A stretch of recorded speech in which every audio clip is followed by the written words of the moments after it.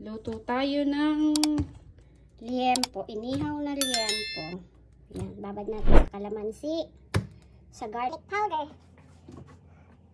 sa paminta,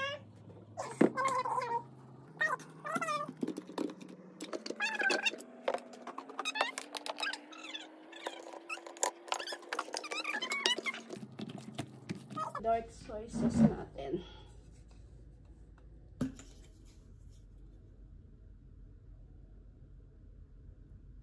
Yan. Konti lang. Ilalagyan pa natin ng asin later. Maging mapula-pula lang siya. Yan. Yan na ang resulta niya.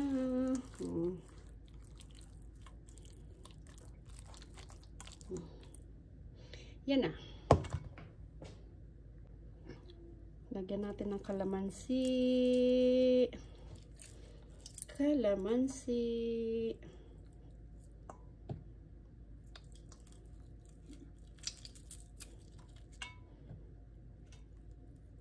Sama muna natin yung balat kasi hinugasan ko naman yung kalamansi.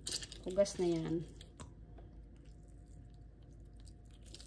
Kasi mas malasa daw baga sa pag sinasama ang balat ng kalamansi.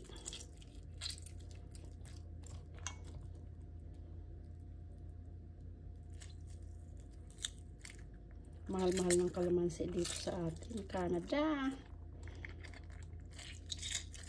Ayan.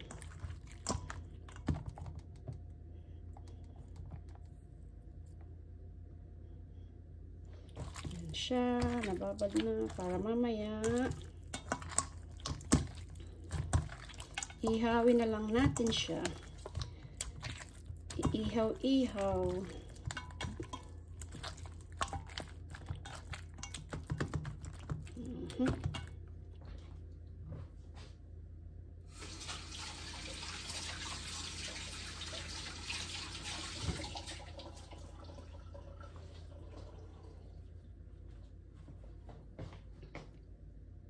Lagyan natin ng konting salt. Dahil may dark soy sauce na siya.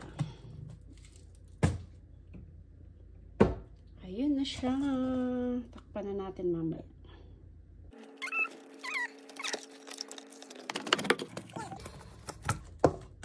Leave ng mga 1 hour.